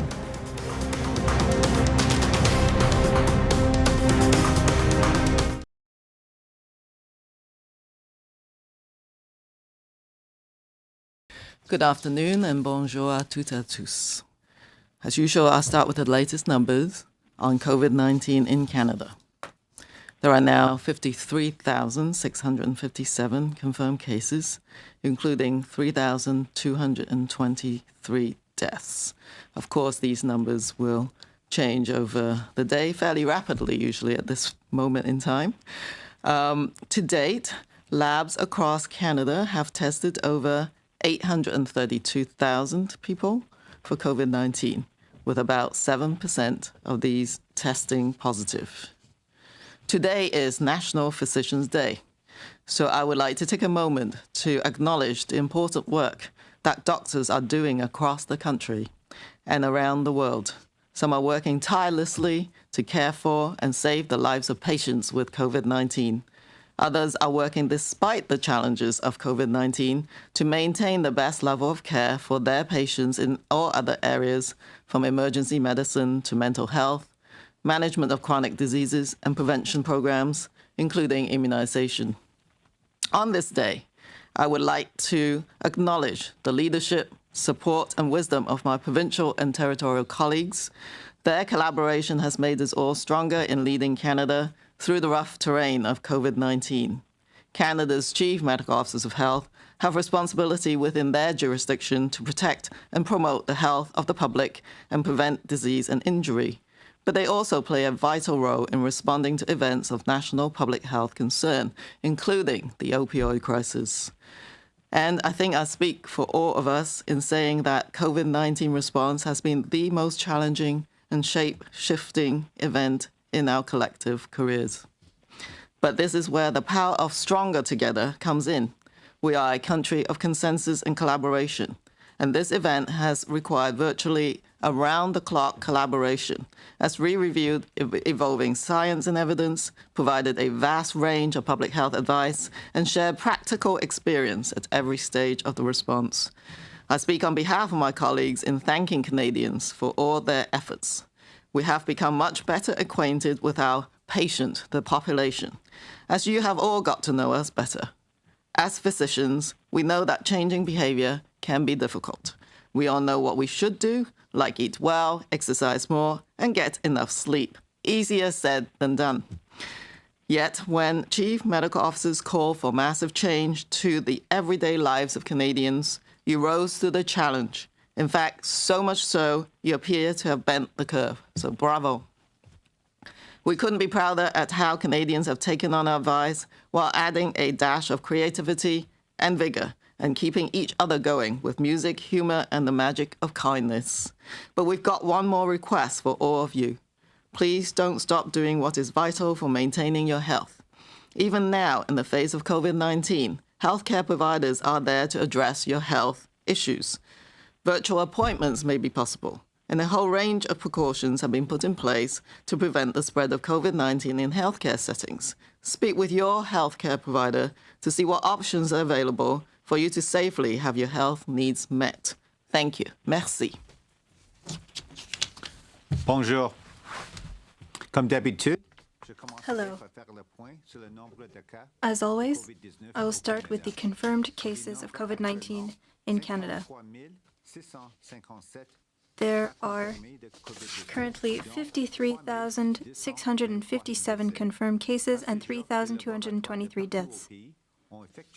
To date, labs across Canada have tested over 837 people for COVID-19, with about 7% of these testing positive.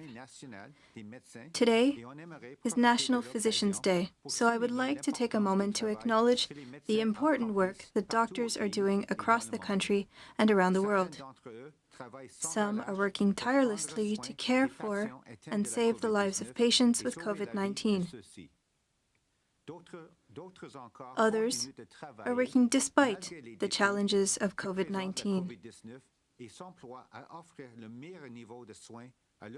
in order to maintain the best level of care for their patients in all other areas, from emergency medicine to mental health, management of chronic diseases, and prevention programs, including immunization. On this day, I would also like to acknowledge the leadership, support, and wisdom of my provincial and territorial colleagues. Their collaboration has made us all stronger in leading Canada through the rough terrain of COVID-19. Canada's Chief Medical Officers of Health have responsibility within their jurisdiction to protect and promote the health of the public and prevent disease and injury. But they also play a vital role in responding to events of national public health concern, including the opioids crisis.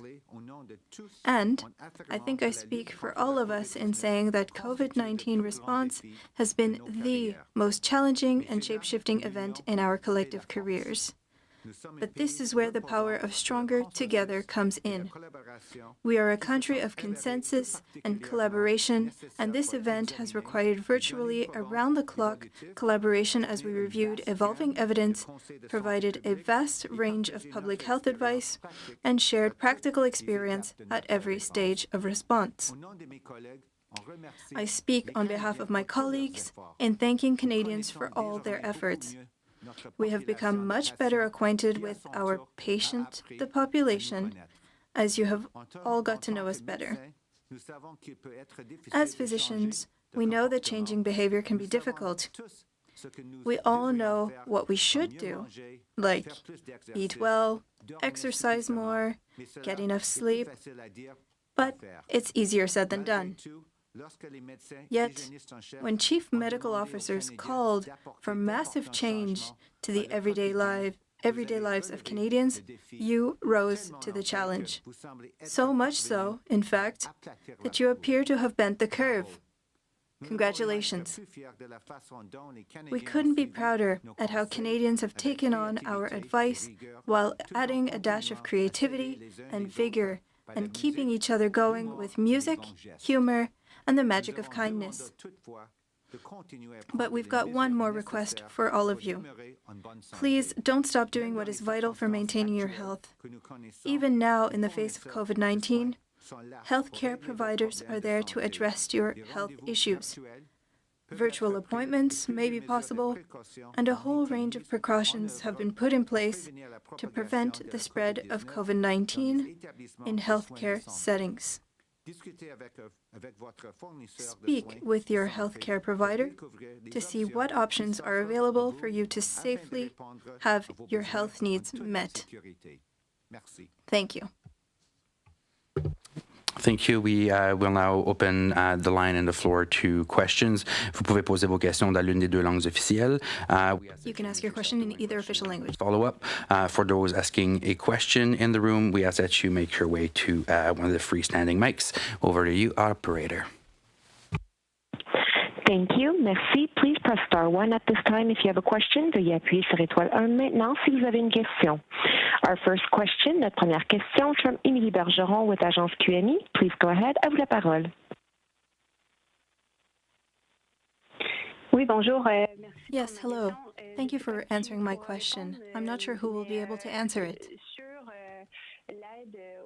Regarding assistance to seniors who are affected by this pandemic, we know that military assistance has been deployed, but we also know that seniors are facing financial difficulty because of the crisis.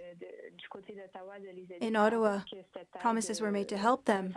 When can we expect this help, and what kind of help will be given regarding public health? This is Dr. New for the answer. Dr. Tam and I are experts in the field of public health, so we share the public health perspective. It's quite tragic to see what is happening in long-term care facilities, and it's a challenge for seniors and other vulnerable Canadians. I am not in a position to respond to a question regarding financial assistance. I think this question would be better asked to other ministers. Thank you. Follow-up question. Yes, thank you. Regarding the Federal Reserve of Equipment, this morning we learned in the Globe and Mail that there were no goals regarding quantities for this reserve. There was no minimum number of masks. What could explain this lack of organization, this lack of preparation? Answer. Thank you. This is Dr. New again. I think it's important to highlight that in Canada and throughout the world, this is an unprecedented crisis. I believe that in Canada, overall, we're doing a good job because the situation is very difficult. It's very difficult to have access to all of the PPEs that we need. There's a lot of global competition for that. We have worked to develop our domestic capacity. If we're talking about personal protective equipment and other supplies, we're doing a lot, and we're on the right path.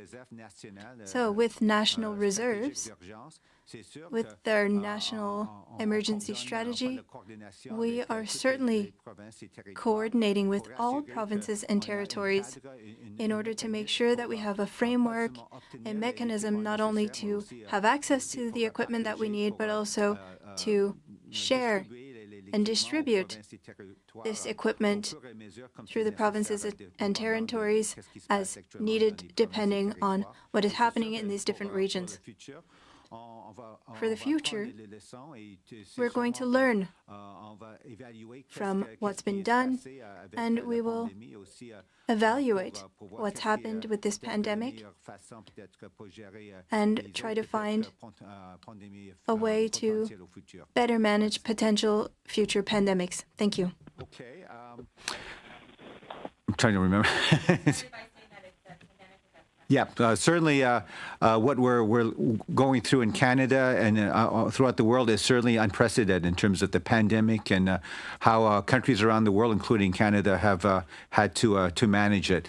When we talk about the essential medical supplies, certainly it's been a very a tough situation. I think our Deputy Prime Minister talked about a Wild West type environment in terms of the competition, for example, PPE and other essential medical equipment. I think overall, Canada, we've done a good job in terms of obtaining a PPE and other equipment on the global market.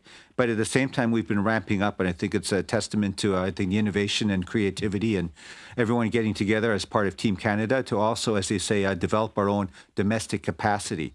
With our national emergency strategic stockpile, certainly it's been a key point in terms of a focal point in terms of working with the provinces and territories with respect to getting the essential equipment here, but also making sure that we have a framework and approach to distribute the equipment as necessary to each of the provinces and territories according to their needs, according to hotspots, wherever it's required. And as we move forward, certainly I think we're learning a lot. And as we move forward to the future, I'm sure there will be a further analysis and looking at what, let's say, the National Emergency Strategic Stockpile could and should look like in the future, as we might have to prepare, obviously, for other potential future pandemics. Thank you. Thank you, Dr. New. Operator, next question. Thank you. Merci. Our next question is from Teresa Wright with the Canadian Press. Please go ahead. À vous la parole. Good afternoon. My questions are for Dr. Tam. The FDA says it's moving quickly to approve the drug remdesivir for the treatment of COVID-19, as some experts say that the results look promising.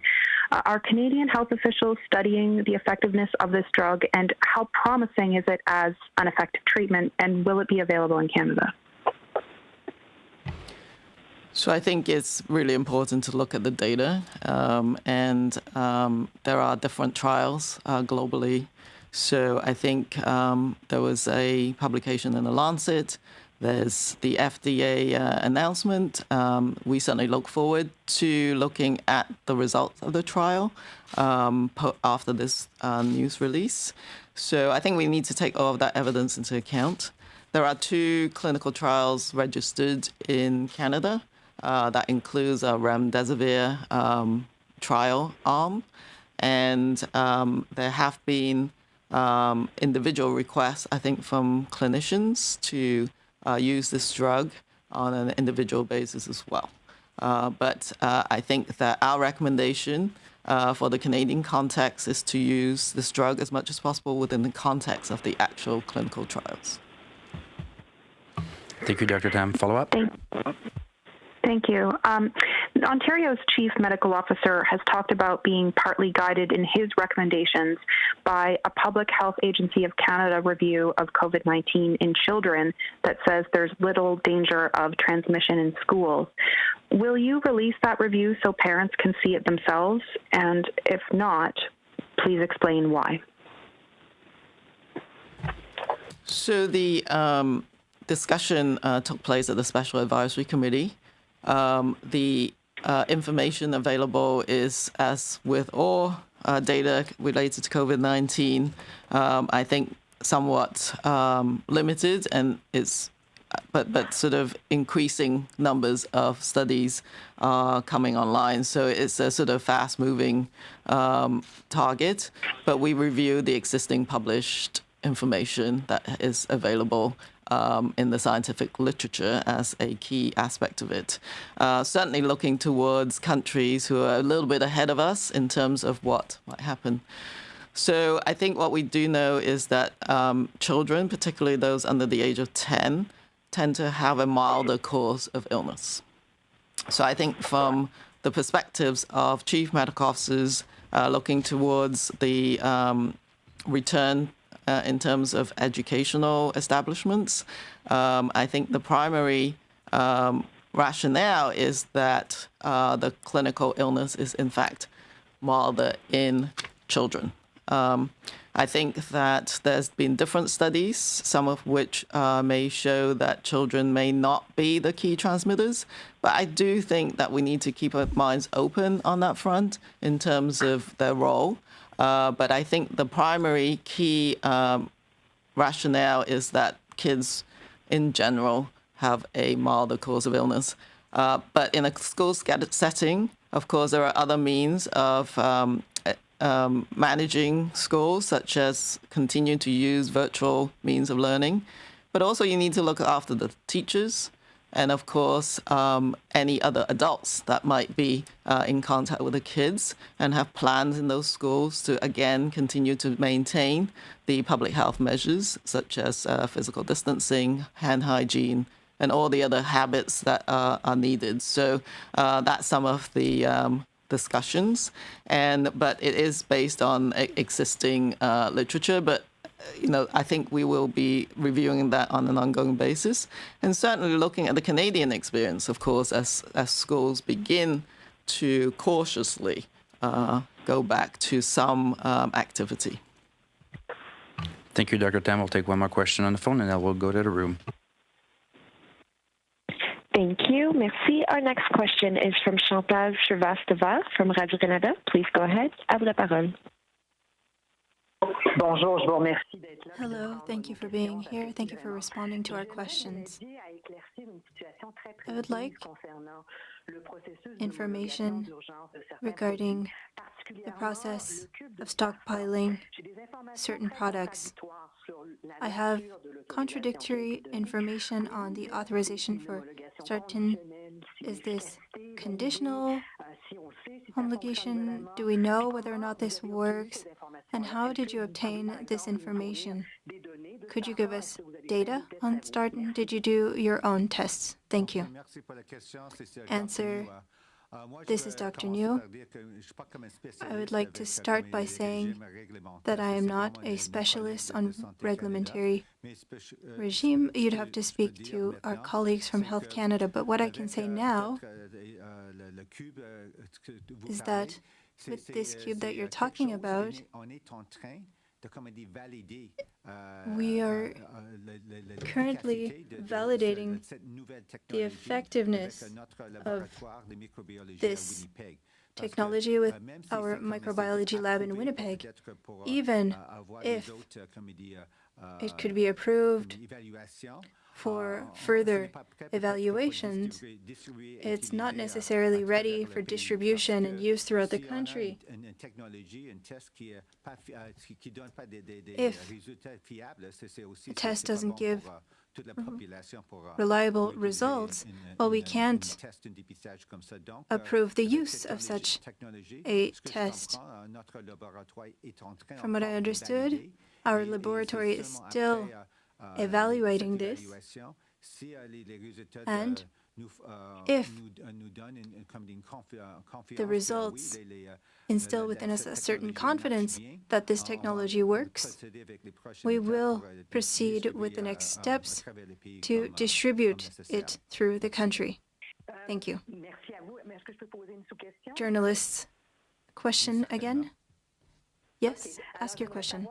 I'd like to know whether or not you have a timeline set for the final response, and does this mean that it's conditional to proof of concept in your laboratories?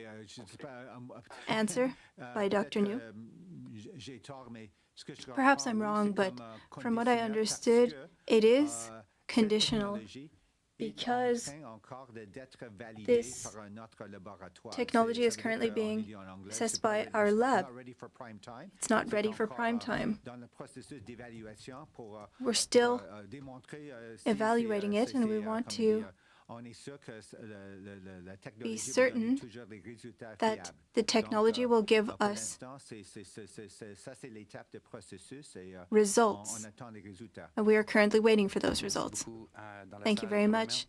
In the room, Globe and Mail. I'm Rika Walsh with the Globe and Mail. Dr. Tam, I'm wondering if you can tell me what the stockpiles of personal protective equipment are in the National Emergency Strategic Stockpile today or as of yesterday, because the government's procurement website still says that in addition to what we're getting in now from overseas, there is still something in the stockpile. So what are those levels?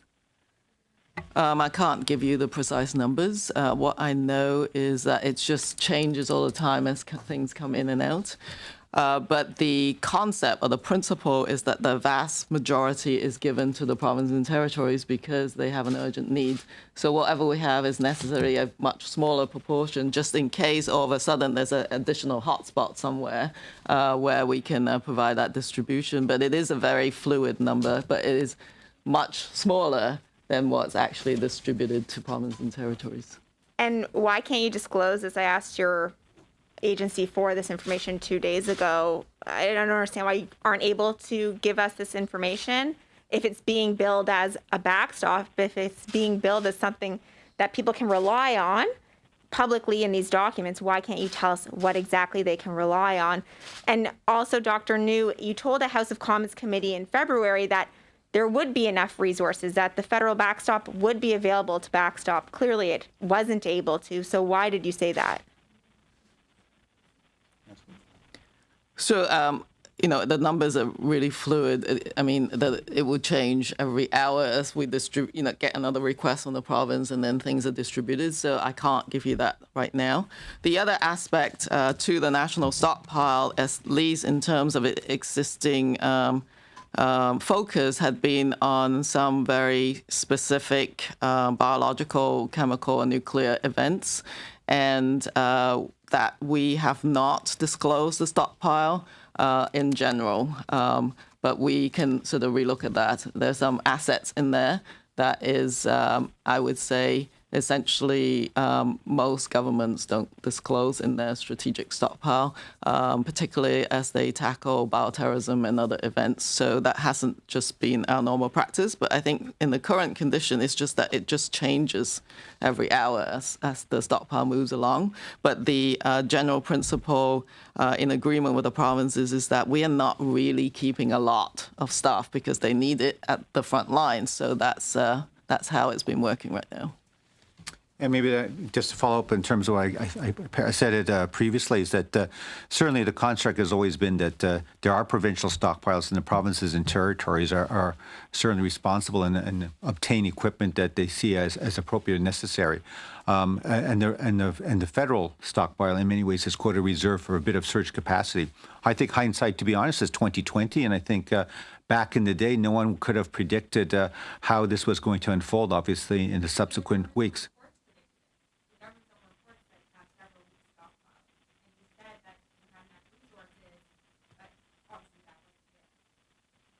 I think it was there in terms of in the initial phase, certainly based on what we had and what the provinces needed, it was there. But then afterwards, in terms of looking at supply chains, how normally we might have obtained certain personal protective equipment with the global market tightening up and the competition between countries, what the functioning of, let's say, either provincial or the National Emergency Strategic Stockpile, in terms of what might have been the construct, how we might have obtained equipment beforehand. Certainly, I don't think anyone could have anticipated that those supply chains and the way we might have been able to obtain supplies before would no longer be sort of in play obviously at the present time. Thank you, CTV.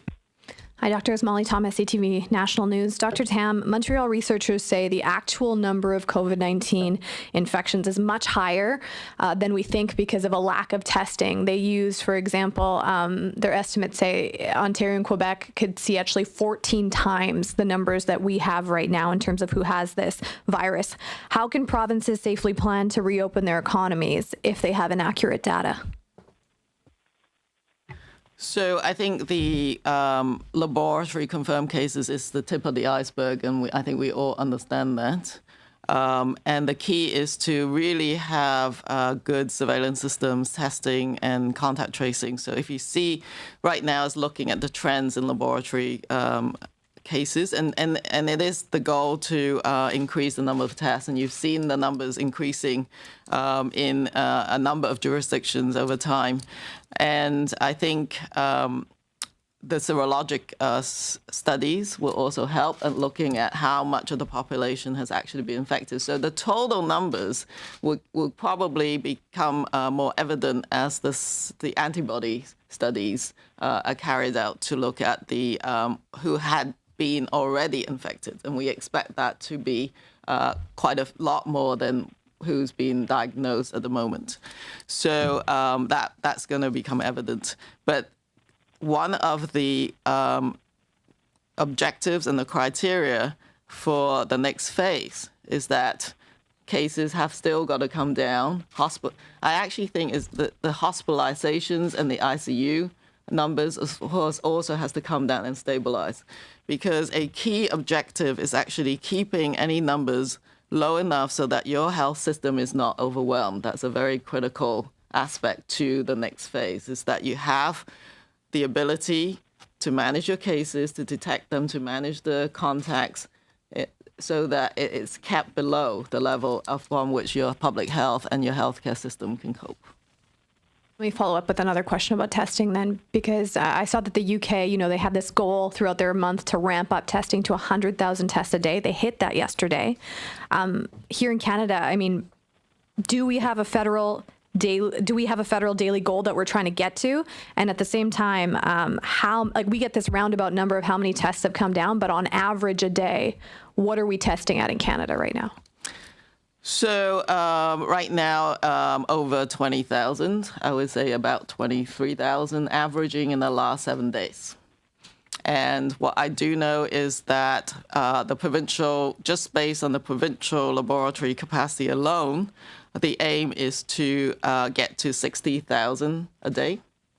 And so that's the target. Right now, though, there's actually, because there's so few people with respiratory or other illnesses, there's sort of a lack of demand in some jurisdictions. So even though they have the capacity to test, there's actually not many people coming forwards to be tested as the epidemic is coming down. But there are certainly discussions about how do you widen the net in order to test more people. And one of the key widening of the nets, if you see in some jurisdictions, is that any kind of symptom, any mild illness, there is a, call your health line and get tested, I think is the concept. So you've seen provinces are moving to that next phase, widening the net. Also testing, of course, people who come into the hospitals.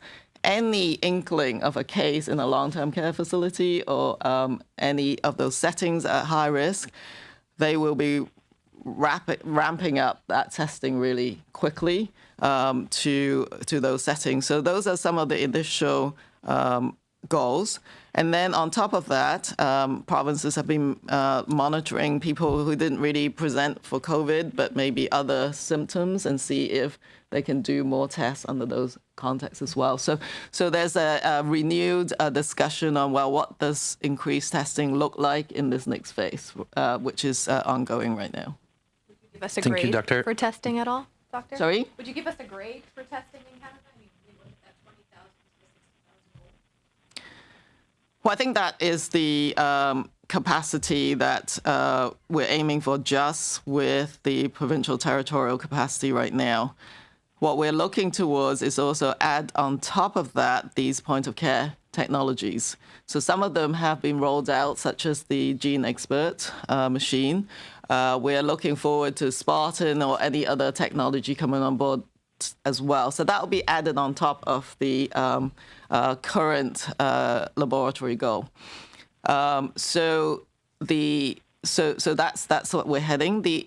Of course, every day we're managing lab supplies, from swabs to reagents. But the important change, I think, in the current context, when you're talking about the stockpile laboratory supplies, is another aspect, is that we are looking at every avenue, including the domestic manufacturing. So I think that is going to provide us with a lot more reagents or capacity in the days to come. Thank you, Dr. Global News. Hi, Dr. Tam. I've got a question about children. It keeps coming up every now and then, but I want to know, children they should have a lower immune system. They touch everything. And why aren't these kids getting this disease, and can we learn anything from it? I'm sure there's a lot we can learn from the kids, and a lot of the studies are sort of ongoing right now. But it is pretty apparent in the epidemiologic studies alone that that age group do not really experience any of the more severe end of the spectrum. They do actually get infected, it seems, but they don't develop the severe clinical illness, or very rarely. There are definitely reports, but very rare. I think our pediatricians across Canada are looking at the pediatric cases as well. And as I said, one of the newer things we learned is about this rash that looks a bit like frostbite on people's toes and fingers, but that is something that is relatively transient, is sort of probably an inflammatory response. So all of this is actually quite new. Some of it is sort of linked to other viral illnesses that kids get as well. But I think we're constantly trying to study, what is their role in transmission? In some studies so far, it looks like their role might be low, but I don't think we should stop at that, we should just keep evaluating the role, because if they transmit it obviously to their grandparents or to the older population, I think that's where the concern comes in. But I think it's still science undergoing evolution. And as a sort of pediatrician myself, that's obviously an area that I'm keenly looking at in terms of the data. Thank you. And yet another group that I'm curious about are people who are 20 to say 40 and that are getting this hit, it's hitting them harder. Do we see anything in the people that are getting hit harder in the 20 to 40 range that we could learn from?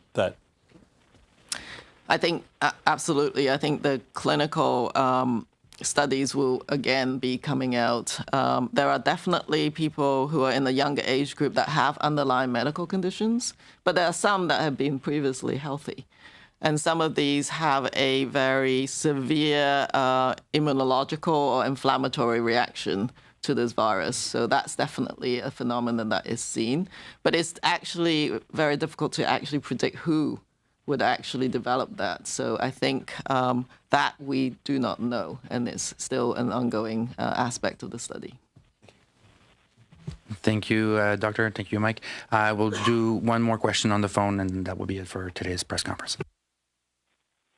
Operator. Thank you.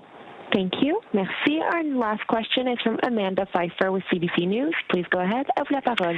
Yes, I just wanted to, again, ask a question about the low transmission rates among children. What is your opinion of the new research that came out of Australia then about that?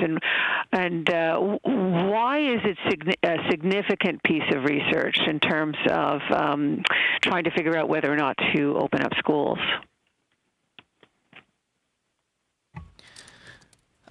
So I think, again, research is ongoing. I don't think we've know the end of the question about transmission in any population or any age group at the moment. But I think some of the rationale for kids going back to school is because not only it seems that it's a milder illness in kids in general, so it's safer for them to return for that reason, for their own health reasons. But it's not just about COVID-19. It's about some of the other impacts that could be negative, whether it's mental health or some other aspects of their social and psychological well-being as well. And so you have to actually balance not just the effectiveness of the measures, but also the potential negative impacts. So all of this goes into some of the decisions that local authorities are going to be making. Is it fair to say that there isn't a lot of in-school evidence yet about transmission rates? Yeah, so as I've always described, we have to be really cautious as we come down the side of the slope of the epidemic curve and resume activities. I'm not sure that there's the exact right path, but what is important is to do it slowly and cautiously and monitor actually what happens. The Australian studies did show, very little transmission, but I don't think we should end our studies there. We should just keep going and see if we can pick up any more information, particularly as schools resume in the Canadian context. Merci beaucoup. C'est ce qui met fin à la conférence de presse. Thank you. This concludes today's press conference.